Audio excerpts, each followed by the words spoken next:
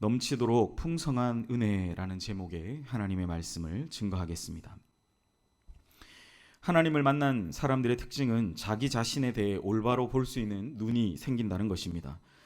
사랑하는 여러분, 여러분은 주님을 만나기 전에 그 모습에 대해서 한번 떠올려 보신 적이 있습니까? 저는 어제 우리 교회 한 분, 장로님 또 안수 집사님 한 분과 함께 그 논산에 있는 육군 훈련소에 진중 세례식이 있어서 참여를 했습니다. 실제로 저는 이제 논산 훈련소를 나오지 않아서 말로 귀로만 듣다가 실제로 그렇게 많은 이제 훈련병, 어제 한 4,800명 정도 왔다고 하더라고요. 4,800명, 거의 5,000명에 육박하는 훈련병들과 함께 찬양하고 1시간 정도 함께 예배를 드리고 또 힘있게 우리가 진중 그 세례를 받음으로 그들이 주님 주시는 귀한 위로를 받는 것들을 좀 눈으로 보게 되었습니다. 그 논산훈련소 실로암이라는 찬양을 이제 유튜브에 검색하시면 나오는데요. 저도 어제 이게 너무나 희한한 광경, 생애 처음 다시 이게 내가 볼 수 있을까 찍었어요. 2분짜리. 그래서 제가 그걸 보여드리고 싶은데 지금 되게 아쉬워하시는 나중에 한번 기회 되면 보여드리겠습니다. 2분 정도 되는 영상인데요. 그 훈련병들이 정말 이 찬양을 전투적으로 진짜 앞에서 찬양 인도하는 사람이 손가락 이렇게 탁 들면 여기서 우악 했다가 파도 타기도 막 했다가 하는 그런 모습들을 보면서 정말 찬양이 그렇게 뜨거울 수가 있구나라는 것을 새삼 다시 느끼게 되었습니다. 실로암 찬양을 부르면서 그들이 이제 제식 훈련하면서 이제 왼발 이렇게 해요. 근데 그 찬양을 부르면서 왼발 하면서 힘있게 찬양하고 이제 훈련은 전투다, 각계 전투 다 기억나시죠? 그런 각계 전투를 막 외치면서 그들이 그런 복면복창과 군인으로서의 힘 있는 자세를 가지고 힘차게 하나님을 예배하고 찬양하는 모습들을 통해서 정말 하나님이 주시는 큰 은혜와 감동이 있었습니다. 그런데 무엇보다 저는 그들이 이제 세례 받기 전과 후에 관련된 영상을 거기에서 이렇게 틀어주더라고요. 그런데 거기에 세례를 받고 난 이후에 훈련병들의 간증의 내용들이 이제 하나하나 기록이 되어 있는데 예수님을 아예 몰랐던 친구들의 간증도 있고 예수님을 알고 하나님을 알고 믿음의 가정에서 있었는데 그냥 뜨겁지도 않고 차지도 않은 그런 신앙을 생활을 하다가 군대에 와가지고 절박하고 간절한 마음 가운데에서 그 하나님을 만나고 주의 종들을 통하여 축복 기도를 받으려고 그 자리에 나오는 많은 그 훈련병들의 그런 기도의 제목들을 함께 보았습니다. 보면서 기도받는데 그들의 그런 어떤 자세나 그런 모습들이 매우 진중하고 아주 멋진 그런 모습들을 발견하게 되었습니다. 무엇보다 제 마음을 감동시켰던 건 이 군에 오기 전에 훈련병에 들기 전에 자기의 삶은 너무나 무기력하고 이 세상을 살아야 할 어떤 가치가 있는가를 알지 못하는 가운데 있다가 군에 와서 신교대 생활을 계속 해나가는 가운데에서 하나님께서 주시는 귀한 그 은혜의 마음들을 발견하게 되는 놀라운 그 은혜를 그들이 기록하고 있는 것들을 보게 되었습니다. 예수님을 만나 그 이전과 이후의 삶이 완전히 바뀌게 된 것이죠. 그리고 그들은 결단합니다. 내가 이 모습 그대로 정말 살아가기를 원한다. 그러면서 나라와 국가에 대해 충성할 것이며 부모님께 대해서도 충성하며 살아가기를 원한다라고 그렇게 그들이 결단하는 모습들을 보았습니다. 사실은 그 훈련병들의 모습을 보면서 참 제 자신이 목회자이지만 부끄럽게 여겨지게 되었습니다. 물론 그들도 결국은 이제 군대를 제대하고 전역하고 나서 사회로 돌아가면 또다시 예전에 자기가 편했던 악한 습관대로 돌아가겠지만 어쨌든 그 은혜, 주신 은혜대로 잊지 않으려고 발버둥치는 그런 믿음의 결단들이 저로 하여금 목회의 길을 걸어가고 있는 저로 하여금 저를 굉장히 부끄럽게 여기게 했다라는 사실이 가슴에 어제 확 이제 박였습니다. 그래서 저희 장로님과 안수 집사님 또 다른 서울로의 남전도 연합회 회원들에서 저희 참여한 한 7명이 편도 한 200km 정도 되는 거리를 오고 가는 데도 있어서도 참 그 안에서 그런 모습들이 참 멋지고 아름다운 모습들을 고백하지 않을 수가 없었습니다. 어쩌면 오늘 본문의 바울은 자기 자신이 주님을 만나기 전에 관한 그 자기 자신의 모습을 회고하면서 본문을 시작하고 있습니다. 13절, 내가 전에는 비방자요, 박해자요, 폭행자였다. 사실 바울은 이렇게 고백할 수가 있죠. 실제로 자기는 예수 믿는 그 신앙을 가진 사람들을 잡아 죽이고 옥에 가두기 위해서 그는 다메섹이라는 곳을 향해 나아가다가, 그 도시를 향해 나아가다가 그가 살아계신 그 예수 그리스도를 만났기 때문입니다. 만약에 그 다메섹 도상 가운데 하나님을 만나지 못했다면, 어제 그 훈련병들처럼 4주간 그 기간 가운데 살아계신 그 하나님을 만나지 못했다면, 여전히 무기력한 가운데 주님이 없는, 복음이 없는 그런 인생들을 살아갈 수밖에 없었고, 바울 같은 경우는 이 비방자, 박해자, 폭행자의 삶을 살아가기를 전혀 양심의 거리낌이 없이 살아가는 그러한 자들, 그러한 사람의 삶을 살아가지 않았겠습니까? 누구나 경중의 차이는 있겠지만 우리는 바울과 같이 복음과 또한 복음을 전하는 자들에 대해 아주 폭력적인 사람들을 이었다는 것을 고백하지 않을 수 없을 것입니다. 물론 모태신앙, 어머니의 뱃속에부터 신앙을 가진 그러한 분들은 오히려 이것과 반대죠. 역동적이고 정말 에너지가 넘치는 신앙생활을 경험하지 못함으로 말미암아 복음의 빛을 드러내지 못하는 삶을 살아갑니다. 저는 복음을 모를 때에 얼마나 주변에 많은 사람들을 힘들게 하고 핍박하고 힘들게 하는 그런 사람들의 모습을 생각할 때 제가 섬기던 모교회 한 분이 떠올라요. 남자 집사님이셨는데 정말 망나니 이런 망나니가 없었습니다. 좋을 때는 더할 나위 없이 좋았지만 그놈의 술만 먹으면 이제 난리가 나는 그런 분이었어요. 여러분들 중에는 안 계시겠지만 그런 분들 보시죠. 그냥 술만 먹으면 사람이 완전 180도로 변해. 평상시에는 아내에 대해 사랑한다, 좋아한다. 그런데 그 말을 믿을 수가 없어요. 왜? 술만 먹으면 사랑하지 않는 모습이 악하고 독한 창질과 같은 말들을 마구 이제 쏟아내는 그런 분이었어요. 또 사람을 얼마나 좋아합니까? 이 술을 좋아하는 분들이 사람을 좋아해요. 담배도 엄청 피우고 바깥에서 사람 만나는 걸 매우 좋아하던 그런 분이었어요. 그러니까 아내와 함께 신앙생활을 시작했던 분이었지만 신앙생활을 아예 뒷전으로 해놓고 그렇게 살아갔던 그분이 어느 날부터 교회에 자주 보이기 시작했습니다. 작은 사업을 하셔서인지 교회를 정말 열심히 섬기기 시작하셨습니다. 이분이 정말 그분이 맞나 할 정도로. 제가 어렸을 때 제 모교에는 이게 소리 외치면서 하는 전도가 굉장히 유행과 붐처럼 일어났어요. 저도 그래서 중학교 2학년 때부터 그 어른들과 함께 주일 오후에 남아가지고 이제 중학교 2학년이 막 복음 찬양 막 힘차게 부르고, 그때 진짜 옛날 찬송가 제가 다 외워요. 왜 외우냐면 장과 웬만한 가사를 다 외웁니다. 왜냐하면 그때 너무 많이 불렀어요. 먹보다도 거거 213장 아마 맞을 겁니다. 옛날 찬송가 뭐지? 지금 찬송가 몰라요. 그 찬양 힘차게 막 보혈 찬송 부르고 하나님 담대함을 받아가지고 나가가지고 가가호를 방문했어요. 지금은 집 방문해서 이렇게 하면은 사람들이 핍박하고 뭐 막 하지만 그때는 그래도 그걸 애교로 많이 봐주셨거든요. 그런데 이 전도하는 모임에도 이분이 오시기 시작하더라고요. 이분은 특히 이 가가호를 방문하고 이제 축호, 외쳐서 부르는 전도에 열심을 내는 그런 분이셨습니다. 그렇게 열심히 하시던 분이 갑자기 사람이 바뀌니까 왜 저러나, 혹시 뭐 몹쓸 어떤 그런 상황 가운데 처한 것은 아닌가라는 많은 사람들이 그런 생각을 하게 됐습니다. 어느 날 저희는 그때 이제 교회가 한 300명 정도밖에 안 됐어요. 그래서 매번 전교인 수련회를 했습니다. 천막 쳐놓고 지금처럼 뭐 에어컨이 있습니까? 아무것도 없어요. 그런데 그때 그 시대에 그게 됐잖아요, 그죠? 저희 어머니도 그 밥 막 하시고 맨날 하시고 밥 그 식판에서 비 막 마시면서 빗물 막 섞인 진짜 군대 같이 그렇게 수련을 했던, 교회 수련을 갔는데 밖에 나와서 자신의 이야기를 하는 거예요.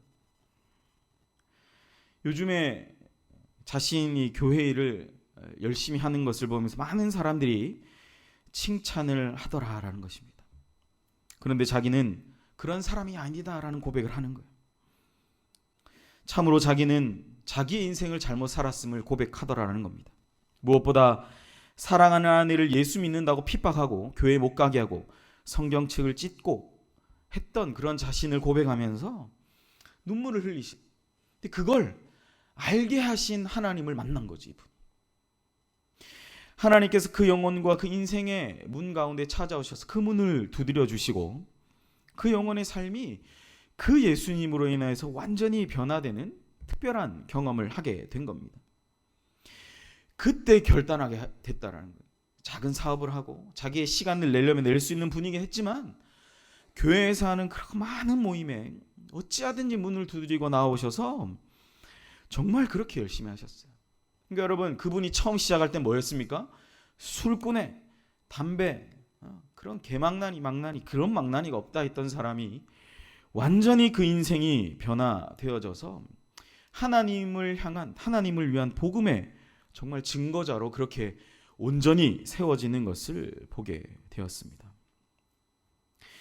하나님께로부터 이 사랑과 은혜를 받은 자는 자신이 본래적으로 가졌던 그 죄된 본성에 대해서 늘 가슴 아파하며 살아갑니다. 그리고 여전히 그러한 고난과 아픔 가운데 살아가는 사람들에 대해서 가슴 아파하며 살아간다라는 거죠. 어쩌면 바울은 이러한 본래적 자기 자신의 모습을 회고하며 그가 하나님의 크신 은혜가 아니었다면 결코 지금의 자신이 없음을 고백하고 있음을 우리는 본문을 통해 봅니다.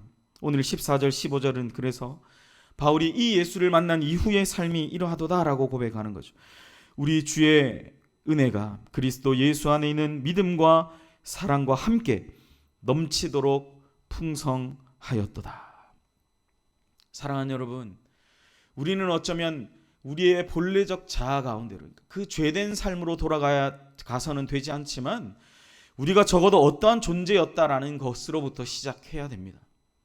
하나님께서 우리에게 어떠한 은혜를 베푸셨는지, 어제 그 훈련병들처럼 다시는 내가 무기력한 그 삶 가운데 돌아가지 않겠다라는 결단으로 우리는 어쩌면 다시 돌아가야 합니다.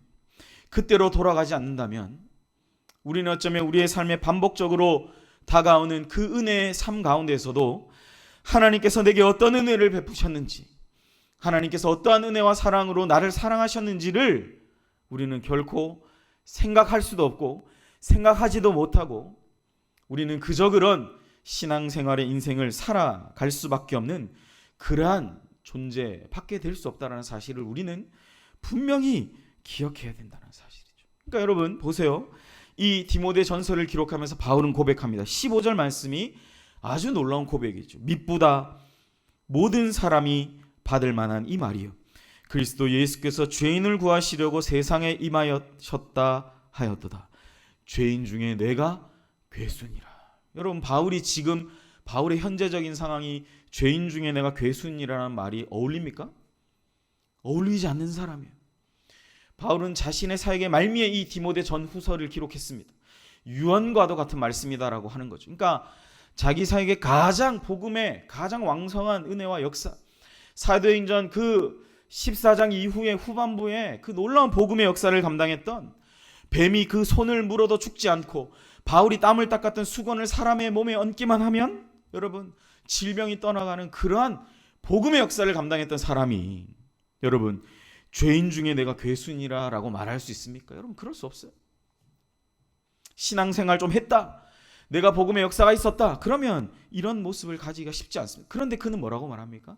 자신의 가장 마지막에 죄인 중에 내가 괴순이라. 그가 가졌던 그 처음의 마음, 다메섹 도상에 정말 예수 믿는 자를 잡아 감옥에 가두거나 죽이기 위해서 나아갔던 그러한 입술의 고백으로 그가 그 처음의 마음으로 돌아가고 있다는 사실에 우리는 주목해야 됩니다.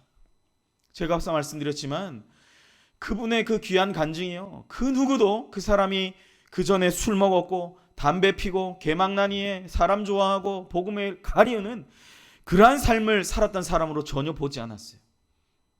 본 어게인, 완전히 새로 태어난 사람, 그 눈물이 참이요 진실이요, 그 사람의 삶을 적극적으로 지지하고 복음의 삶을 살아가기로 다 축복하면서 그분이 마지막에 그러시더라고요. 저를 위해 기도해 달라고.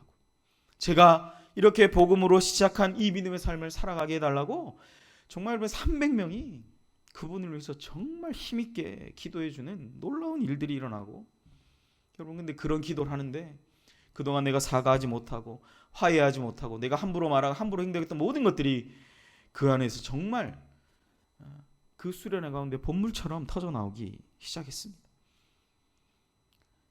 이렇게 화목해하는 역사 어디서부터 시작됩니까, 여러분? 죄된 본성에 대한 인정과 그 안에 많은 중직자분들, 나는 그러한 삶과 전혀 관계가 없지만 그 삶을 지지하고 그 삶에 대해서 함께하기를 원하는, 복음의 삶을 함께하기를 원하는 많은 분들이 그 안에서 힘있게 주님 앞에 결단하는 모습들을 우리가 보게 되었습니다. 사랑하는 여러분, 교회 안에 그러한 군사적인 모습들이 있습니다. 말씀 사관학교, 기도 훈련학교, 그러한 놀라운 그런 하나님 앞에 정말 군사와 같이 우리의 삶이 드려지기를 원한다라는 모습들이 어디서부터 시작됩니까? 바로 이러한 연약한 자들의 고백, 하나님의 은혜 아니면 내가 설 수 없습니다라는 자들의 고백을 통해서 여러분 이러한 신앙의 삶은 시작된다라는 사실을 우리는 분명히 기억해야 될 것입니다. 사랑하는 여러분, 여러분은 주님을 만나기 전에 어떤 사람들이었습니까? 또한 예수님을 만난 이후에 여러분들의 삶은 어떠한 삶을 살아가고 계십니까? 누가복음 18장에 보면 하나님의 은혜를 깊이 경험한 사람의 특징에 대해서 두 가지로 아주 대조적인 두 가지의 모습으로 표현합니다. 누가복음 18장 10절과 13절인데 제가 읽어드릴게요. 두 사람이 기도하러 성전에 올라가니 하나는 바리새인이요 하나는 세리라. 바리새인은 서서 따로 기도하여 이르되 하나님이여 나는 다른 사람들 곧 토색, 불의, 간음을 하는 자들과 같지 아니하고 이 세리와도 같지 아니함을 감사하나이다. 나는 일에 2번 금식하고 또 소득의 11조를 드리나이다 하고 13절 세리는 멀리 서서 감히 눈을 들어 하늘을 쳐다보지도 못하고 다만 가슴을 치며 이르되 하나님이여 불쌍히 여기소서 나는 죄인이로소이다 하였느니라. 여러분 예수님이 하신 말씀이에요. 바리새인의 기도와 세리의 기도를 표현하면서 신앙생활을 해나가는 사람들의 극단적인 두 가지 특징을 기록한다는 거죠. 바리새인의 기도의 특징을 간단히 요약하면 자기 과시, 자기 의로움이 가득하다는 거예요. 나는 하나님 이렇게 섬기고 나는 하나님을 위해 이런 일을 하고 있습니다. 그런데 이렇게 하지 못하는 저 사람들은 뭐죠? 하나님 감사합니다. 저는 저들과 같지 않습니다. 이게 바리새인의 기도예요. 반면에 세리는 어떻게 기도합니까? 멀리 서서 감히 눈을 들어 하늘을 쳐다보지도 못하고 자기의 가슴을 치며 토해내듯이 여러분 기도하는 거예요. 하나님이여 나를 불쌍히 여기소서. 사랑하는 여러분, 우리가 일상생활 속에서 쓰는 언어가 바로 이 세리의 언어여야 합니다. 기도할 때만 쓰는 것이 아니라, 이게 또 세리의 기도라고 해서 여러분 기도할 때만 이런 언어들을 쓰는 것이 아니라 우리의 삶에 할 수만 있다면 모든 영역에서 세리와 같은 말들이 넘쳐나기를 주님의 이름으로 축복합니다. 멀리 서서 감히 눈을 들어 하늘을 쳐다보지도 못하고 가슴을 치며 토해내듯이 하나님이여 나를 불쌍히 여겨 주시옵소서. 사랑하는 여러분, 넘치도록 풍성한 은혜를 받는 것, 하나님이 베푸시는 은혜를 받는 것은 바로 자격이 없는 자를 자격 있게 하신 하나님을 깊이 생각할 수 있고 그분을 만나는 거예요. 자격 없는 자에게 자격 있게 하신 그 하나님, 그 하나님을 통해서 자신을 오롯이 바라볼 수 있는 삶. 제가 서두에 말씀드린 것처럼 하나님을 만난 자들의 특징은 자기 자신에 대해서 온전히 바라볼 수 있는 그러한 눈, 그러한 해안을 가질 수 있는 사람, 그러한 사람들을 통해서 그러한 사람이 바로 넘치도록 풍성한 은혜의 주인공이 되게 하신다라는 사실입니다. 이러한 사람들의 특징이 뭐예요? 여러분, 세상에 소망을 두지 않고 하나님만 바라보고 그분이 주실 은혜를 깊이 생각하고 체험하기를 원하고 사는 것, 그것이 그들의 유일한 바람이 된다라는 것입니다. 그러나 우리는 어떻습니까? 여전히 세상에 부는 작은 그러한 바람, 그러한 작은 말들 속에 내 마음, 내 삶이 모든 것이 막 다 뒤집어지고 이놈의 세상 너무 힘들다 이렇게 고백하는 우리 아닙니까, 여러분? 그러한 연약한 우리 아닙니까? 사랑하는 여러분, 하나님이 주시는 굳건한 그 은혜, 넘치도록 풍성한 은혜 가운데 나아가시기를 소망합니다. 그 주님을 더 깊이 의지하며 나아가시기를 소망합니다. 하나님이 주신 여러분에게 주셨던 그 처음에 그 은혜 가운데로 다시 돌아가며 내가 처음 주님을 어떻게 만났지? 내가 정말 내 자신을 그렇게 쪼개며 하나님 앞에 나아갔던 그때가 언제이지? 다시 그때로 돌아가시며 우리에게 주신 귀한 이 신앙 생활을 함께 나가는 저와 여러분 되시기를 주님의 이름으로 축복합니다. 사랑하는 여러분, 하나님이 주시는 굳건한 은혜를 의지하며 나아가시기를 바랍니다. 무엇보다 하나님을 신뢰하며 의뢰하며 나아가시기를 소원합니다. 이사야 26장 3절에 이런 고백이 있습니다.